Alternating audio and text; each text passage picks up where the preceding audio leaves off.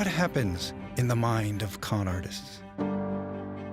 What makes their brain so well equipped for psychological trickery? Is it greed?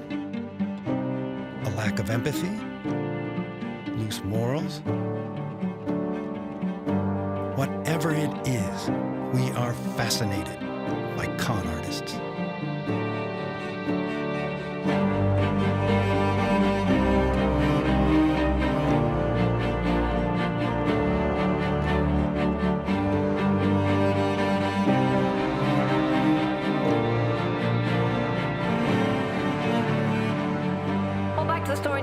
Shaking the hedge fund industry, and this time it's in Germany. Hedge fund manager Helmut Keener, founder of K1 Group, caused one of the biggest financial scandals in German history. He embezzled $400 million by running a classic Ponzi scheme. Barclays Bank may have lost nearly $220 million, and about 5,000 private investors lost about $141 million. He would fly to work in a private jet, and he owned a $23 million beachfront home in Florida. Kiener is described as an inconspicuous man who maintained any premeditated wrongdoing. He was charged with fraud, forgery of documents, and tax evasion.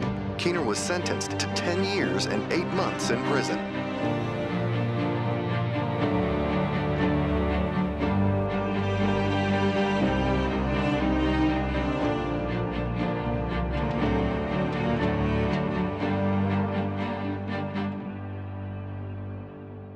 We've all been lied to. We've all been offered something that is just too good to be true, and still, we fell for it. Although we love a good con, we hate it when it happens to us. To find out how to resist the manipulation, we invited some of the greatest con artists to our institute.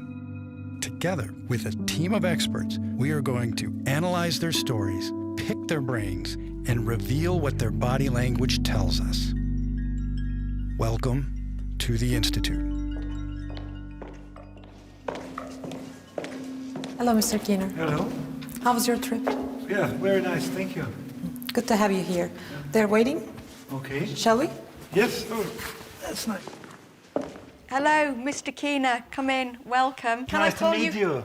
Nice to meet you too. Can I call you Helmut? Yes, definitely. Thank you. I'm Kerry. I'm Kerry Danes. I am a consultant forensic psychologist. And this is Mark Frank, and he's a professor of behavioral science. We're interested in what is going on inside the mind and how it manifests on the outside of the body. What this may tell us about the con, but also what the con may tell us about human behavior in general. And this is Moran Cerf, and he is a professor of neuroscience. In many ways, you're the perfect subject. Okay. I mean, Kerry told you that I'm a professor of neuroscience, but I actually also have a position as a professor of business. And I teach people marketing research and finance and a lot of things that you're experts. So I really try to dig into the numbers and understand how you did what you did and how you cook the numbers and who actually has different ways of thinking. You're ideal. I can't wait for the time together. Okay, nice to hear that, yeah. You were behind the largest case of hedge fund fraud in German history. Yes, they said, yeah. That's what they say. And you were convicted of running a Ponzi scheme worth $370 million. But actually, at its height, the whole fund was worth, I believe, $2.7 billion. Correct. Yes. And Barclays Bank alone invested $1.1 billion into the fund. Correct, yeah. But also you were able to persuade 10,000 smaller investors. Not myself, but my intermediaries I Your worked with. team, your intermediaries, Yeah, correct, yes. who lost their money. So it had a huge impact on an awful lot of people's lives. Yes, correctly, yeah. Well, what I should point out is we're not your doctors. And we're not here to diagnose you, certainly. We're not here to offer therapy. We're just here to try and understand you better. You've got some time now to settle into the Institute, enjoy yourself, have something to eat. So please, go and make yourself at home. Okay, thank you so much. Thank you. Yeah.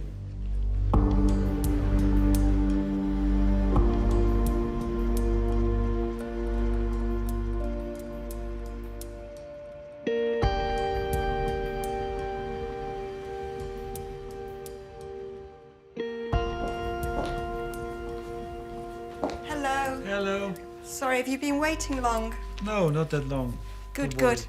I'm really looking forward to talking to you. So if it's okay with you, I'd like to start with your childhood. We had a grocery store where my mother ran the grocery store. My father was working, self-employed, as a carpenter. They were not millionaires, but they had enough money available to give me everything, all toys I wanted to have. I always had enough money as a child, and money had no value for me. So my grandparents, they were very religious, and they influenced me to get also quite religious. When I was 5 years old, I said, I want to be a priest, and everybody took it serious there. Look at him, you see a future priest, maybe the future pope here, Everybody liked it.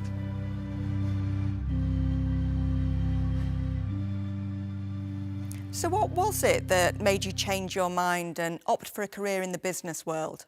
When I finished my university, I bought a house quite soon, and had a big loan to pay. And then I looked in the newspapers and I realized there are some investments where you just invest the money, invest 10,000 and make 10,000 every few months. So your problem is solved. You make it sound very easy. It was just a coincidence, No, it was just luck. And I was lucky at that time. And I thought, oh, this is very good. I can make a lot of money in this industry. At first, it was quite volatile, but all in all, after a few months, I could double my money, something like this, And were you very competitive? Were you always chasing the next big investment? How were you? Yes, I was aggressive, and at that time I thought, when I have even more money, I could make more money, and that's why I started advertising in newspapers, maybe some 20 advertisements, looking for intermediaries, and out of these intermediaries, the whole system developed, and I thought, yeah, higher, bigger, faster, more money, everything more.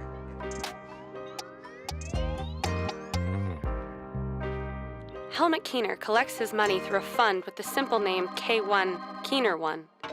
Because he was banned from doing business in Germany, he moved the fund to the British Virgin Islands.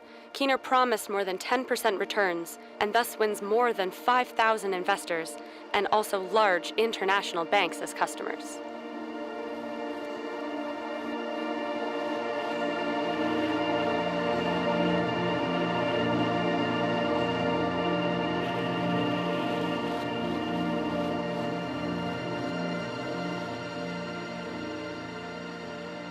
Did you enjoy all of the aspects of religion that you were exposed to, or did any of them cause you any difficulties?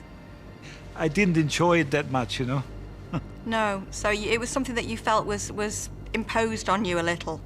Yes, correct.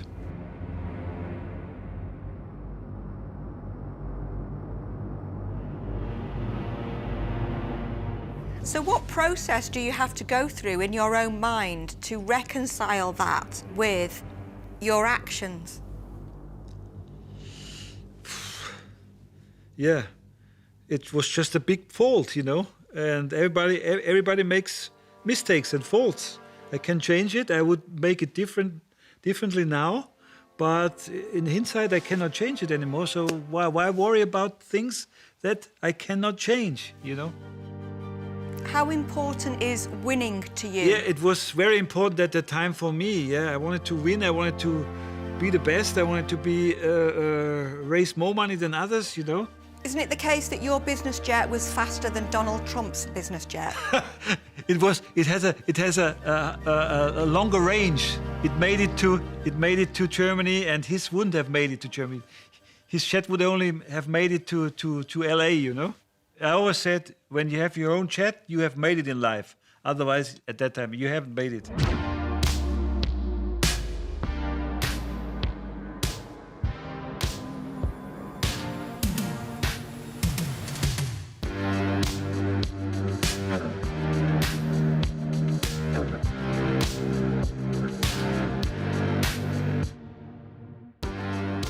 faster, yeah, more money. I was very determined. So his legs are a little bit wider, which actually often suggests dominance. When, dominance, in charge, you take up space. People are worried, submissive, they don't take up space. They stay within the contours of their body. The elbows are in and so on. It's very much an alpha male thing as well, isn't it? Yeah, the man spread, as they say. But then with a little bit, he looks a little relaxed with the hands there. But they were twiddling the thumbs a little bit. So he's still burning off a little bit of anxiety throughout that. And his head is up. That is also part of the dominance. So even though you're seeing little signs of worry about what he's going to say, but he's saying in a way, sitting in a way that says he's still in charge here.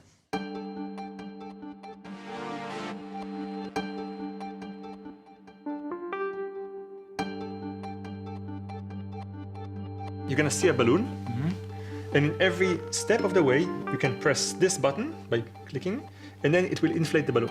So the balloon's gonna get bigger. As it gets bigger, you earn 5 cents every time. But it can blow up and then I get nothing. Exactly right. Obviously. So. This is the button to pump. Okay.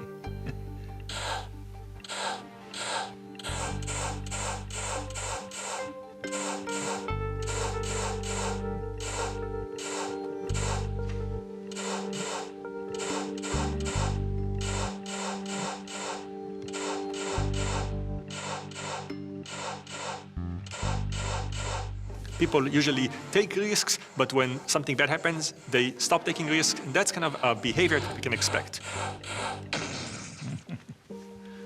When we look at a con artist, we can have them play the same game, and we can both see behaviorally what they did. Did they take a risk, or did they not take the risk? And when they did take the risk, we can look at their brain and see this part that we expect to be active. Was it more active or less active?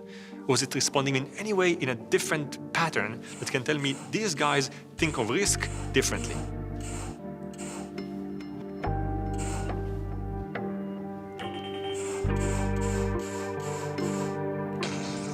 That's it. Okay. I think you got the most amount of money in the game that I've seen. Not sure if it's because you were lucky or because you took a bigger risk or you somehow rigged the game and found a way to have a good tactic. Do you have an answer? Yes, I realized that the game wanted to influence me when it crashed earlier, maybe. The game wants me to manipulate in that sense that when it crashed earlier, I stopped earlier. But I thought that the game just wants to manipulate me. I go up, more up, Well, people like risk takers, and I sort of like risk takers too. And these are like the ultimate risk takers. It enables them to really do things that most of us on our worst day could not imagine trying to perpetrate. And, so that makes it attractive. To be fair, I'm having a hard time because he represents to me all the things I don't like. He is my former students who get gone wrong. Like I teach my students all the time how to not become manipulative when they go to Wall Street, which they do, how to try to make the world a better place. And the image that I hate is that image that they're going to look up to, and someone tells them you're going to get a big plane and you're going to get to kind of live a luxurious life because it's tempting. And it's like seeing the guy who won the lottery and thinking, oh, I can win the lottery, which we know is a mistake. But you sometimes have to pull yourself back. I have a little off switch on myself. If somebody's starting to pull me emotionally, there's sort of a circuit breaker kicks in. I go, okay, hang on. He has a label. We know who he is. We know his past. He's the Wolf of Wall Street, isn't he? Archetype, and it's hard to warm to it.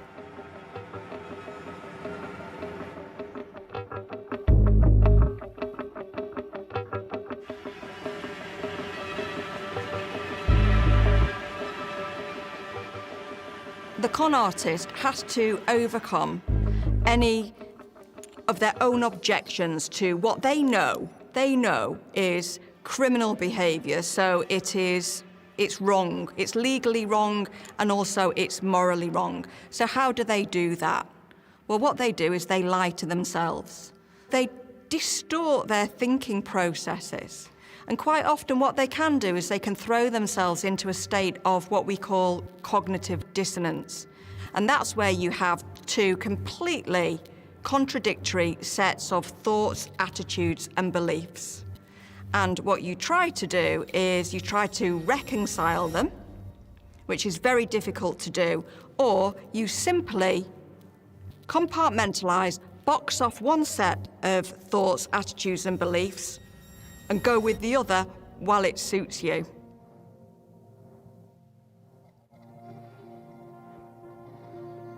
In 2008, we had the global financial crisis. So how did that impact you? It was a period, it was not one day. I thought it must be recovered because it recovered all the time the last decade. These toxic papers, we had a lot of funds which held that toxic papers. They were degrading in value every week, and it was like an infection, you know, like a virus.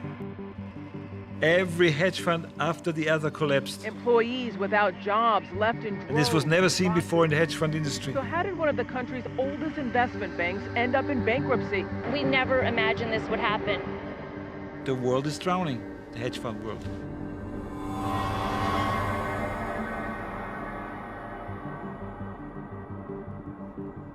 So there was a point at which you had a choice to make, which is you could have filed for bankruptcy.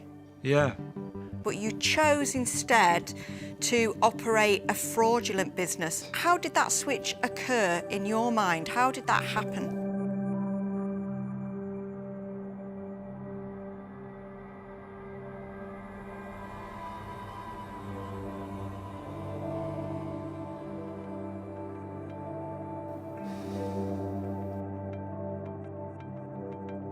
Auf Helmut bezogen sehe ich ihn eigentlich als kleinen, schüchternen Jungen. Ja, er war ein relativ ungeschicktes Kind, hat viele Sachen kaputt gemacht und mein Vater war sehr, sehr oft wütend. Also ich glaube, diese Erinnerung ist schon sehr früh, dass ich zusehen musste, wie er in einer für mich unverständlichen, weil ungerechten Situation geschlagen wurde.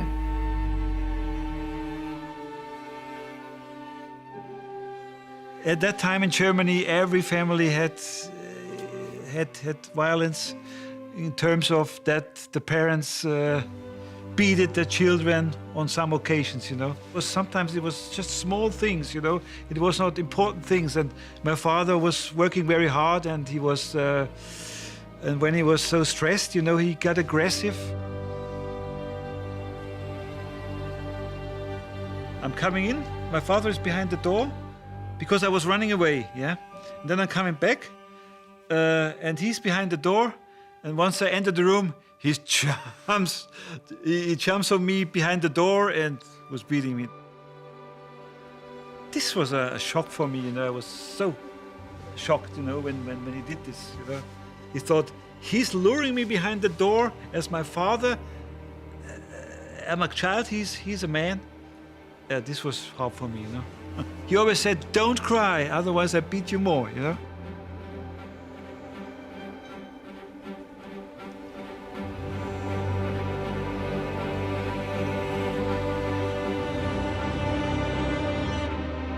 What would you have done differently in hindsight, of course, which is a wonderful thing?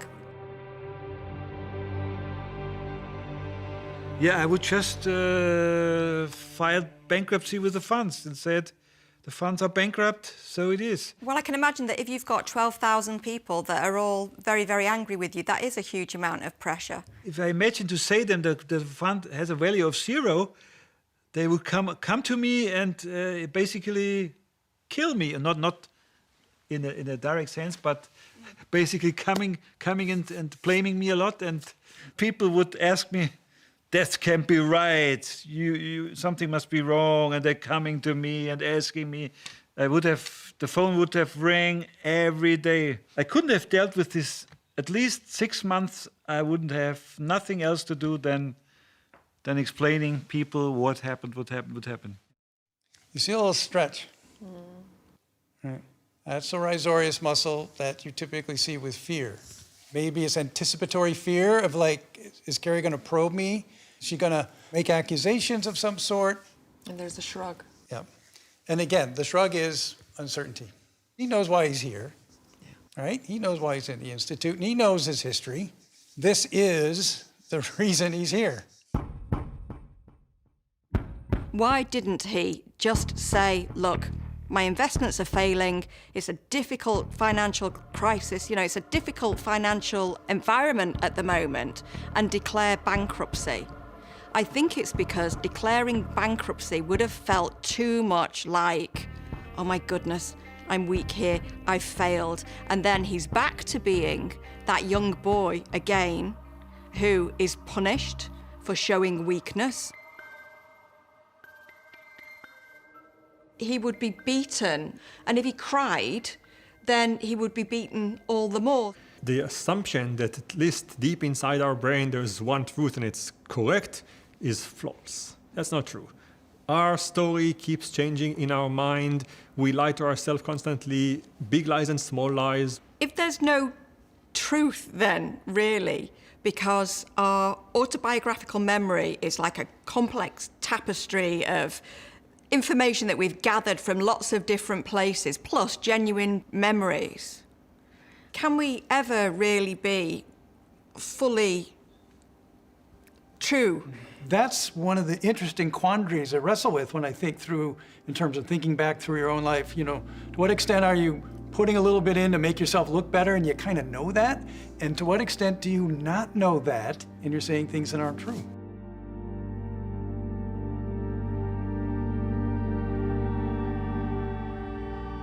What was he trying to teach you, do you think? He wanted me to make a tough person, not crying like a kid. Crying is a sign of weakness. Stay strong, get invincible.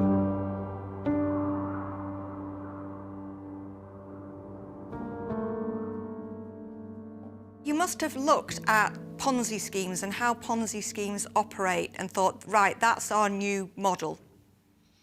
Yeah, we didn't regard ourselves as a Ponzi scheme. Maybe you can call it a modified Ponzi scheme, but Well, I think it well, wasn't what would you call it? a real Ponzi scheme, you know? Well, what would you call it? I would call it just cooking the books, you know? Not just, it's evil enough, but cooking the books, you know? Well, yeah, but cooking the books, it's a nice euphemism. It makes it sound less serious than fraud. Yes. You gave them false bank statements, didn't you? Yes. And it was so easy, so nobody said, is the estimate right, or is this correct, or just give them estimates, and I did, you know. They accepted every estimate I gave them, you know, and they never checked it. Do you hold them responsible? They did not end up in jail like my guys, you know. But that's because their actions were fraudulent, whereas you could say that Barclays' actions or investors' actions were negligent, not criminal or fraudulent. Were you struck by his optimism and invincible nature? I wrote Optimism Bias. If we take him at face value, he has just stumbled into this Exactly. multi-million pound scheme. I'm not buying that. I'm really not buying that. But underneath that friendly, avuncular exterior, he is really quite the aggressive, competitive with himself and with others businessman, isn't he? Who I think gets really quite excited to cook the books, as he puts it.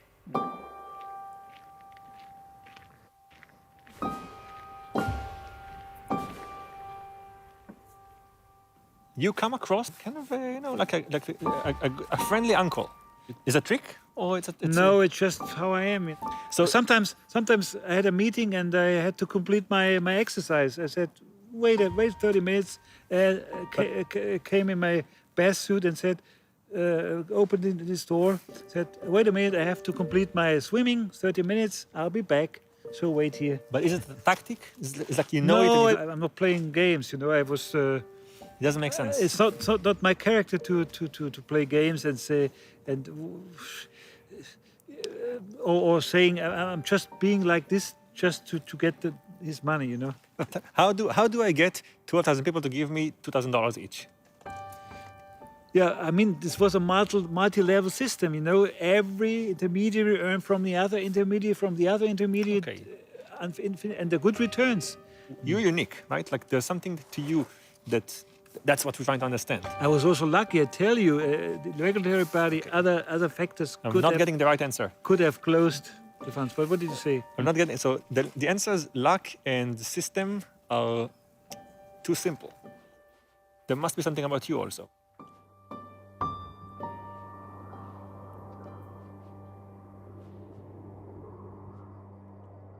I was brought up Catholic as well, so, and when I think about my upbringing, I think that I spent a lot of time in church and a lot of time confessing for things that maybe I hadn't done. So we talk often about Catholic guilt, but do you think any of the teachings of the Catholic Church have stayed with you, or any of the morality of the Catholic Church have stayed with you? Yeah, definitely. I mean, I didn't want to hurt anybody and make it right for everybody. I always regarded me as a humanist. The Catholics are very humanistic orientated. It helped me, but the praying, sometimes when I was in there, I was even get claustrophobia. I thought, I gotta get out here. I can't swallow. I can't breathe. Not breathe, but I had to swallow. It was like claustrophobic situation. And if we go forward from here. Normally, if you looked around his eyes, if this was an enjoyment smile, something caused by pleasure, you get the muscle around the eye that also activates. It's called orbicularis oculi. And what you're seeing there is actually almost, a little bit of concentration. The eyebrows are down, but the muscles around the eyes are not.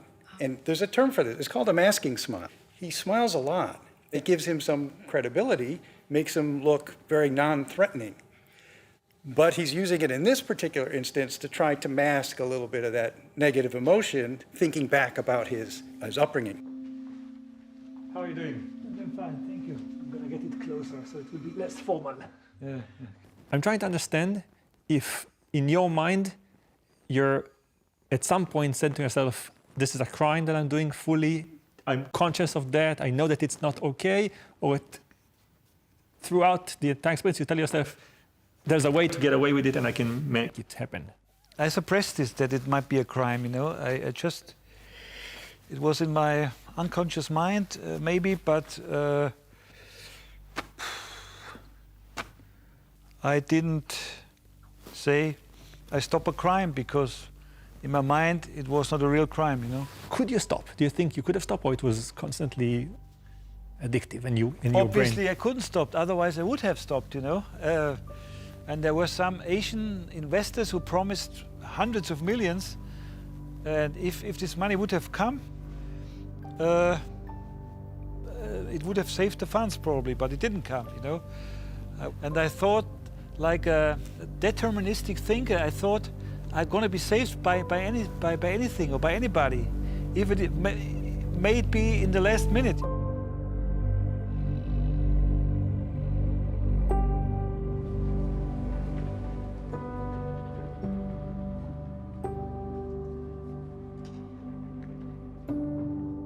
Well, I think his big lie to himself is that I would have turned that around.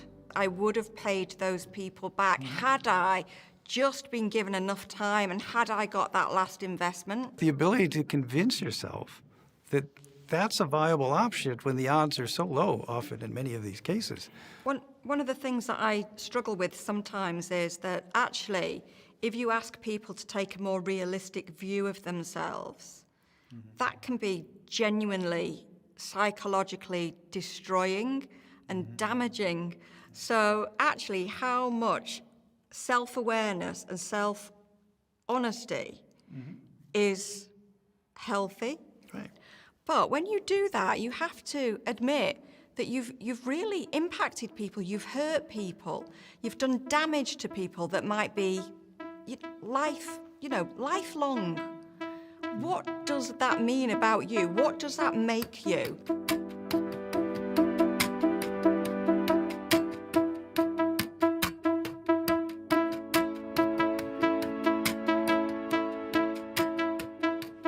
Who do you consider the victims of your deception? Yeah, I can think about them. Otherwise, I get sad. But I can change it, so why should I always think about it? And this doesn't help anybody. I thought about it a lot, you know, when I was in jail at that time.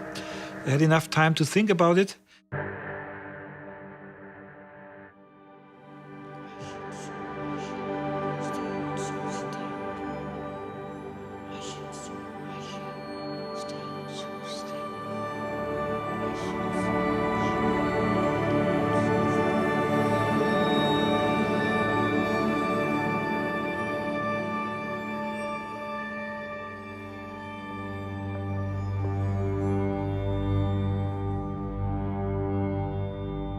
Police are searching the sea for the gun with which an alleged German fraudster committed suicide on Saturday. Helmut Keener's managing director, Dieter Frerichs, killed himself in Spain before police could detain him. Your business partner took his own life? I said, I immediately was angry about the police hunting him down, you know. I didn't let it on me. I said it's really not my fault. The guy was innocent, and if you hunt an innocent person, then the one is guilty who hunts the innocent person, and not me, you know.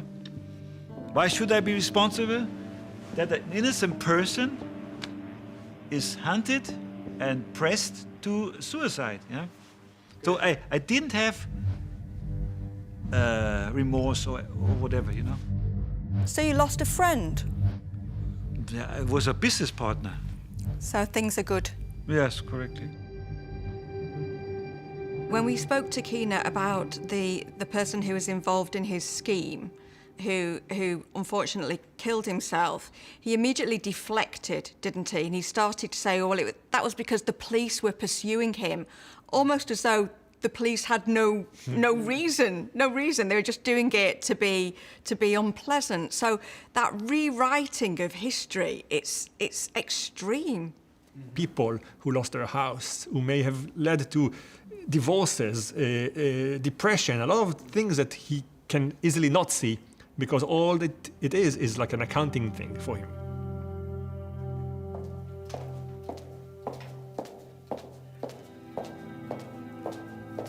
Hello. How was lunch? Yes, quite nice. If there was a typical investor, yes, who would they be? Men and women. A lot of academics like doctors.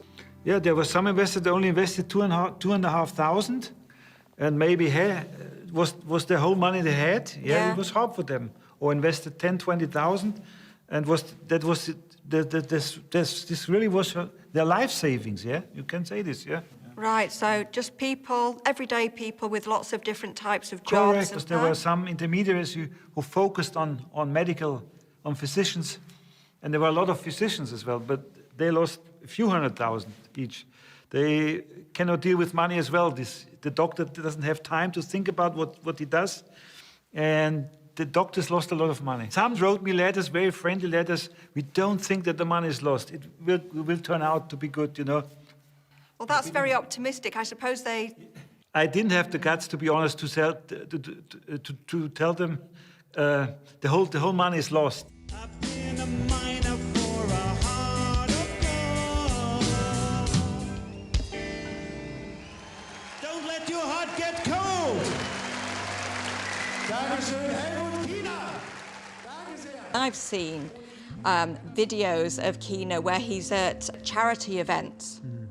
Because he sees himself as quite the philanthropist. He's given a huge amount of money to charity, other people's money, yeah, I must point out, not his own money, so ill-gotten gains to charity. But you see him at these charity events where he's singing and rapping. Many of his investors were probably at these very glittery events. They've seen him on stage.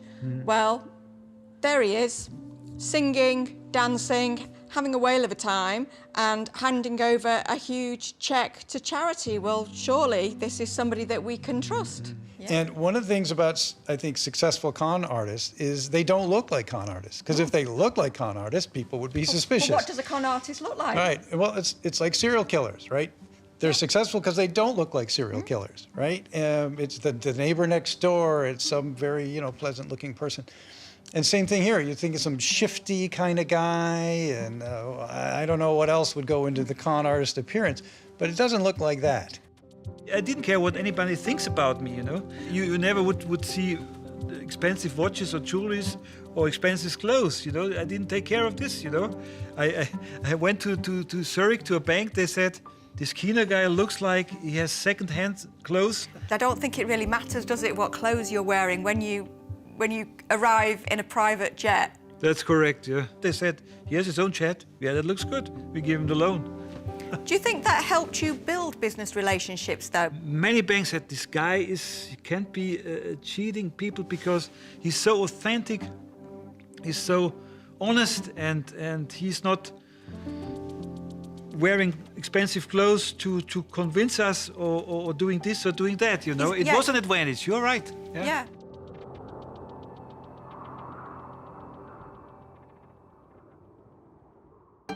The next thing we're gonna do is a game where you basically will receive money for participating. That's just the beginning. You will be paired with other people, again online, and what you choose will affect how much money they and you make in this game. You're player B, and it always gives you two options. Option 1 or option 2. If you choose option 1, then you get 400 and they get 400. If you choose option 2, then you get 375 and they get 750. Okay. I go with 1. Perfect. Okay. So in that case, you get 400, they get 400. And now, again, you're player B, and now you have two options. In one, you get 200 and they get 800. In the other one, you get 0 and they get 0.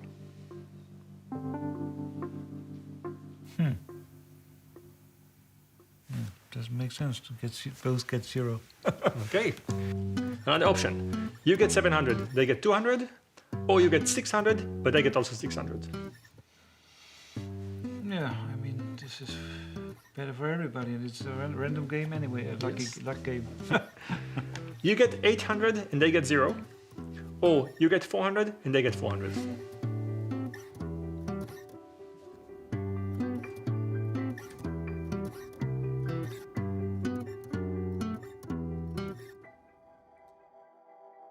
Now, the good news is that there's some signature. It's tiny, and we can kind of see it by eye after you average all the trials. And the bad news is that it's not a kind of characteristic that we can say, okay, if you have this response, then you're a con artist. If you don't have it, you're not. It's something that a lot of people would have. So if you threw Helmut's data in with a bunch of undergraduates, you wouldn't pick him out.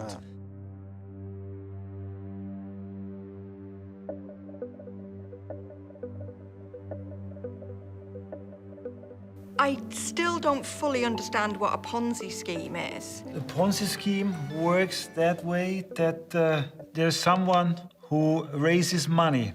The guy who takes the money, he buys luxury houses, luxury cars. Helicopters, jets. Yeah, exactly.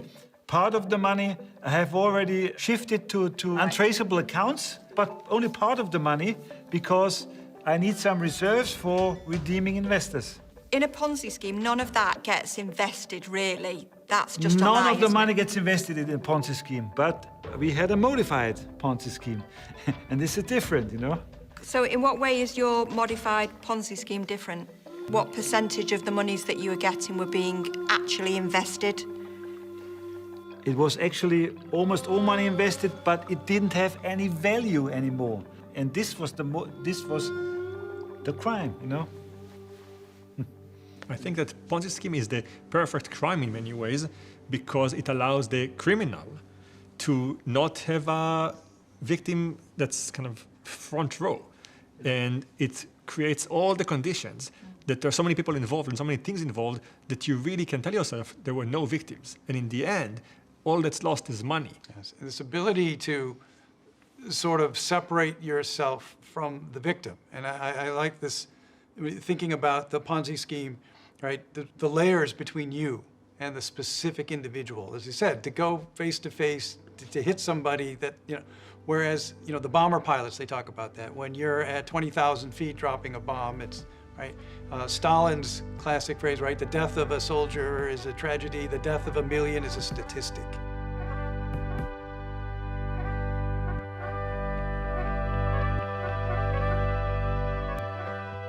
I developed maybe some neuroses. I was very compulsory, being careful not to be infected by diseases or whatever, washed my hands a lot. Being careful that I switched off the lights everywhere, otherwise the house could blow up.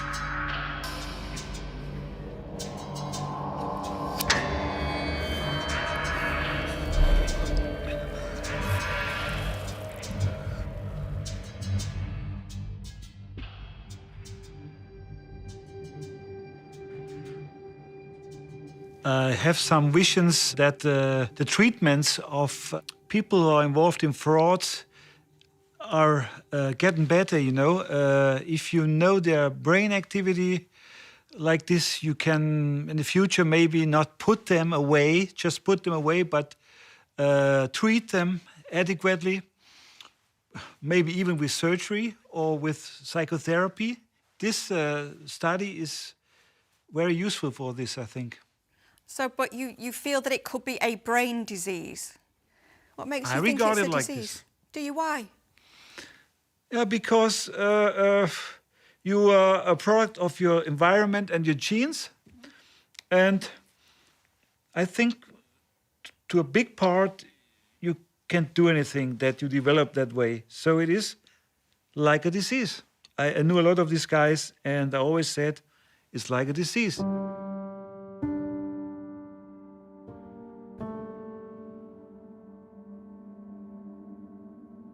You guys described him as very kind of not emotional, and in my test, indeed, he comes out as extremely rational. In every choice, in every decision he had to make, chose the correct answer, thought about it, had an explanation to why, and did that. And this, to me, is contradictory to the fact that when you talk to him, kind of outside of the test, he speaks about religion, which is the kind of antithesis of like rational, like it's kind of you believe in things that you cannot explain, there's no logic to it. So he lives in two worlds. One is his mind, which we can capture by looking at his brain in the test, the behavior and so on. And one is the person that goes out of the test that has an entire different narrative of life. All the money in the world doesn't give you the pleasure that you want, like things that kind of don't align, the two different worlds in one person. And yet, he was an investment banker, he still works in finance. I mean, that is the most, well, capitalist. Proud of the big plane and the, you know, nice car. Very proud of the big plane. Bigger than Trump's, wasn't it? Mm-hmm.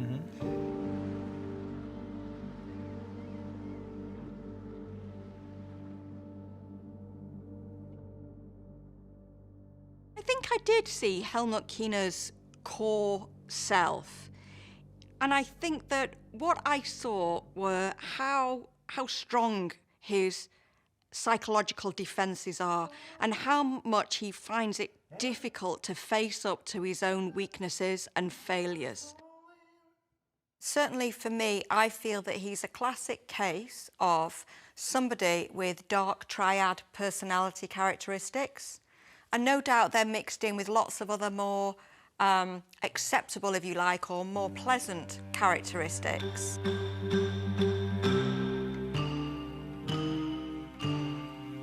I wanted to talk to you about dark triad personality traits. Are you familiar with that phrase? No. It's a psychological term, and dark triad personality traits are a mixture of aggressive, not physically aggressive, but competitive personality traits, quite arrogant personality traits, and total belief in your own abilities. Yes, yes. And Machiavellian personality traits. So there's these three tiers. So Machiavellian is manipulative behaviours. Yeah, I know this expression, yeah. Yeah. And those three personality traits are very, very common. In fact, they are necessary to succeed in the world of business. Can you identify with any of those traits? Usually I'm not very arrogant, but at that time some said, yeah, the guy gets more and more arrogant. I usually cannot describe me that way, you know. Why do you think you became more and more arrogant in the eyes of other people? In Germany, it's nobody likes arrogant people. They are very down to earth, and if someone is making jokes, you know, I'm gonna rule the world or something like this, they take it serious and they say, listen to this guy. One kind of question that comes up again and again is, can people change? So, you know, these people supposedly are, you know, complete story. They did something bad, they got caught, they paid the price, now we reflect back on their life as if it's over. But the question that still remains open is, are we gonna see, you know, episode 2 of Kiener back in the news, or someone else kind of starting again and like doing the same things with a different narrative? And I am unfortunately, usually I'm optimistic. On this thing, I'm quite pessimistic. As in, I think that it's very hard to change. Yeah, I always say I'm not involved in this business anymore, so it cannot happen. It was bad decisions, and it was agreed on others, and it was part of my personality. As I said, you don't be a coward, carry it through. You fight the fun through, it will recover, fight, you know. And developed a fighting spirit, and this was a disadvantage at that time. And when you were in prison, you obviously had time to do a lot of thinking. Mm-hmm. Did it change you? No, not that much, because I thought I'm not the kind of guy who can be intimidated just to be thrown in prison. I'm not like a mouse which has an experiment and the mouse gets a reward or gonna be punished if she's doing something. So this is kind of this behavior changing, put someone in a prison. I said, don't let it on me. It is not the right measure, and this will not change me.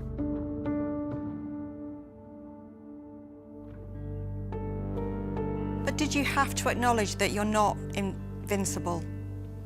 Yeah, as the fund broke down, if I'm in jail or not, I knew I'm not invincible, you know. And where are you in life at the moment? What are you doing? Yes, I'm working in e-commerce with a company. You know, I'm employed. Yeah. I find him particularly narcissistic. I find him quite arrogant in some respects, but I believe that that is compensatory narcissism. I believe that it's developed out of a need to compensate for his own anxiety. And I feel that as a child he was, and he's been very, very kind to his father, but he was subjected to some terror by his father, and it did, you know, it impacted him. It impacted him emotionally. So I think that that's a contradiction in terms, isn't it? An anxious narcissist. Mm-hmm. Yeah, and that's the who he strive, is. right, to be the best, always be the best, always be the best. Yeah, there's something there. And I think that there's a real need to say, no, I didn't do anything really bad. It wasn't a real Ponzi scheme. It was like a Ponzi scheme, because he was definitely trying to convince us of that, wasn't he? Yeah. Otherwise, how can you go through life saying I'm a humanist, yet I've been involved in this really very cruel, capitalist and calculating behaviour?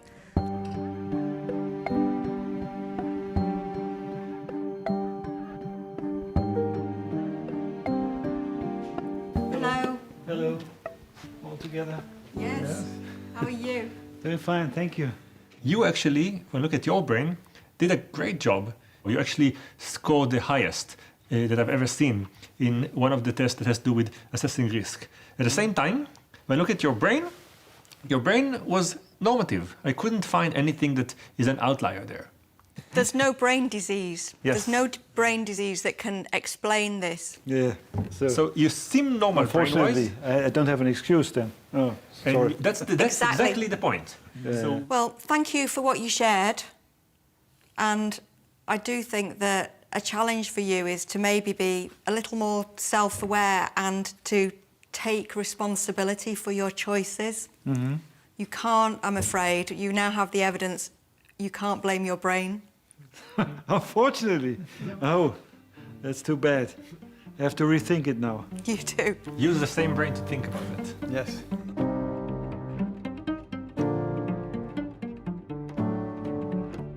Do you have any questions for us? No. No? Then it's time to say goodbye. Can we wish you luck in the future? Yes, thank you so and much. Say goodbye. Thank you for coming. Thank you for having me. Thank you. Yeah. Thank you so much. Yeah. It was a pleasure. It was a pleasure.